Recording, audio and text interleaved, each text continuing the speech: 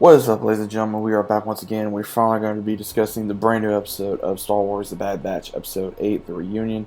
Now, this episode was, I gotta say, this last episode and this episode really turned it up for Star Wars The Bad Batch. But we have where, if you guys have already seen the episode, go check it out again if you haven't seen it. But either way, we do have where it takes off right where it left off last week, where Crosshair has gotten information on where the Bad Batch is.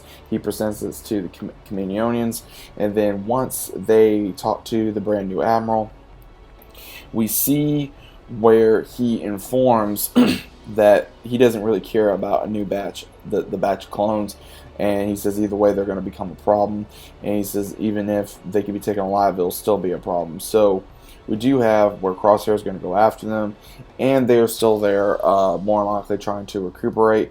And even when they're trying to get out, we do see where there is a problem to where the scrappers have been observing them for a while, and Hunter's trying to teach Omega how to defuse a bomb. And we even see where once they get detected and once they're able to handle the scrappers after informing Hunter and Tech, we do see where I think it was really interesting how they were able to go, okay, why are we still here? Obviously, my first thoughts were, okay, they're probably just still staying there to recuperate. They're staying there to make sure after with getting the inhibitor chip out of their heads, maybe they're weak. That's what I was thinking. But Hunter even says we got to find something to square our debt with Sid. And they're like, okay, what if we take something from the armory? What if we do this? What if we do that? And there was a lot of different ideas, but they said, what about something from the central intelligence area on the bridge? So they're like, okay, we're going to do that. So that's what they start doing. And when they say, okay, how long do you think we're going to have? And Hunter says, okay, we got till the end of the day and before they wake up. So they start going through everything, and then once when Tech is able to get the ship back online for them to find the armory and everything else. And when this happens, we do see where they go into the armory, they get what they need, and what's really cool is they get a whole bunch of bombs, they get pretty much everything they need, and then Omega goes on top with Tech while he's working on the ship, and she even asks him, what was the war like? And he explains that it was this, and just gives her different, like, from a very smart perspective, and she says, no, I'm asking what it was like, and he says, and I just told you. So, and then we see a button come on where about showing for a nearby ship, then it informs it's the Empire, of course it's Crosshair, clones, and the new batch of stormtroopers. And as soon as that happens, we do see where he knows obviously what they're going to be doing, because again, Crosshair was one of them, so he knows what tricks they're going to be doing. He knows how they're going to act. He knows what they're going to be thinking. And as soon as that happens, we just see where he goes, okay, he sends a batch to secure their ship, and he sends more to go with him and to basically search and destroy. And when we see this happen, everyone goes, okay, what we gotta do? And he basically starts trying to go after the Bad Batch, and when the Bad Batch finally goes, okay, we can't go through the hangar, we're going to go through the artillery. And when they go through the artillery, obviously, we do see where Crosshair was expecting this. And when this happens, he is like, okay, you're so predictable. And then they go back and forth stating that this is about between you and me, and it's not your fault that the inhibitor chip, because even Omega tries to inform Crosshair that it's not his fault, that it's the inhibitor chip. And she's like, don't you remember?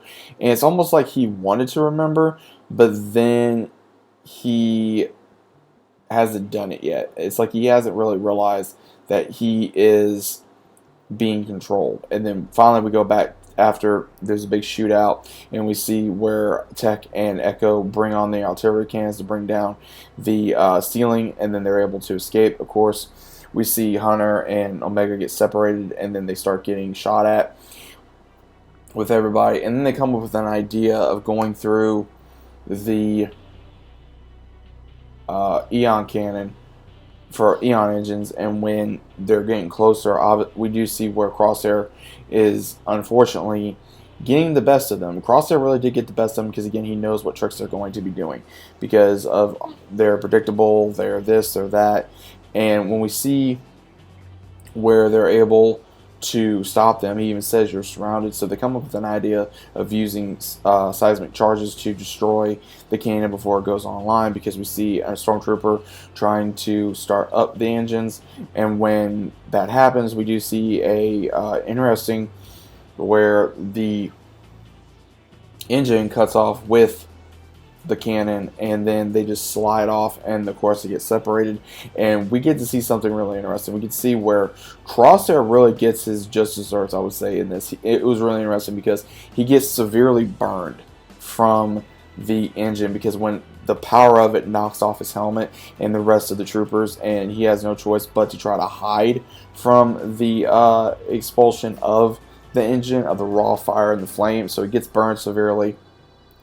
When this happens, the rest of everybody is trying to get to the ship, and when Hunter and Omega are trying to get there, we go back to the Kaminoans, and there is, of course, a bounty that they did place on Omega to bring her back alive, because they have to secure their way to either make more clones of her or a spin-off clone of her to seal their, I guess, their existence in the world of the new world of the Empire, which again makes sense because, again, I know I'm very curious on how they're going to do this, especially when I'm not exactly sure if it's canon or not canon. Whichever one, it don't matter.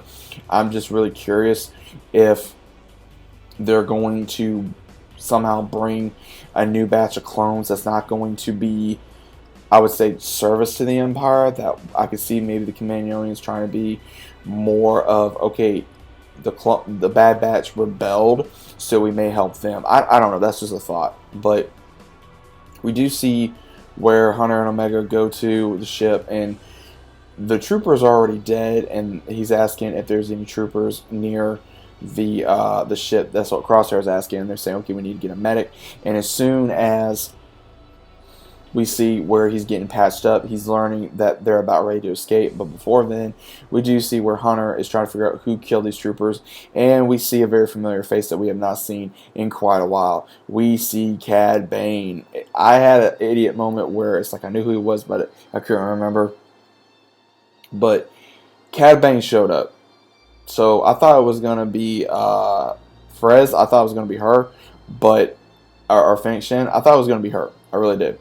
But it's interesting how they're bringing more bounty hunters in. So they may even bring Boba Fett in at some point. They may bring another bounty hunter. But obviously, you know, Cad Bane is a fan favorite of the Clone Wars, and we have not seen him in a long time. So I'm kind of curious who else they're going to bring into the fold, since him making a guest appearance. So obviously he's going to bring back Omega to Kamino after having a wild, kind of like a Wild West standoff to Hunter, and unfortunately Hunter does lose because of how fast Cad Bane is, and when he shoots him he goes down, but Hunter is able to get a blast off to his droid, and then he passes out, and as soon as he starts waking up, we see where everybody's trying to get him into the ship with a big firefight, and then someone takes off the helmet of Hunter, and he says, they took Omega, we gotta find her. And we see where, again, Crosshair is getting patched up. He's getting a whole bunch of bandages and everything on him because he's severely burned.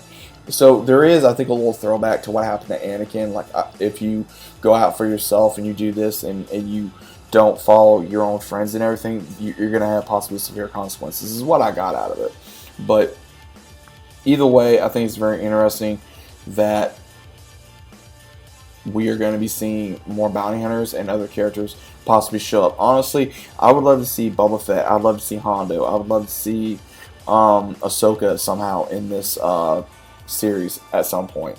But again, with the light cameos we've been having, we had a cameo of Rex, which did help. We had Fennec Shen, and I think what's really going to help is seeing more characters from the Clone Wars and more characters even from possible Rebels that we may see that are early in the series of the Bad Batch, because again, of course, Rebels don't happen until after this. But it's going to be interesting to see what else Dave Filoni has in store for us. But either way, I did enjoy this episode. I think it was amazing. But let me know what you guys think about this down in the comments down below. If you guys are new to the channel, still about subscribing, leave a big fat like on the video if you enjoyed. If you're new to the channel, still about subscribing, leave a big fat like on the video. It helps greatly against the algorithm. Also, click notifications so you guys are notified every time I upload. And as always, I'll see you guys on the very next one.